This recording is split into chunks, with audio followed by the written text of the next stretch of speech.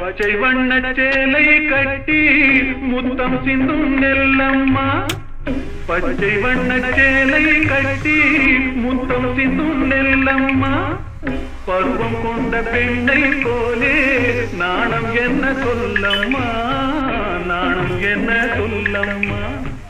அண்ணன் தம்பி நால்வர் உண்டு என்ன வேண்டும் கேளம்மா, அறுவடை காலம் உந்தன் திருமண நாளம்மா, திருமண நாளம்மா. போராடும் வேலை இல்லை, யாரோடும் பேரும் இல்லை, ஊரோடும் தேர்ந்துள்ளதா.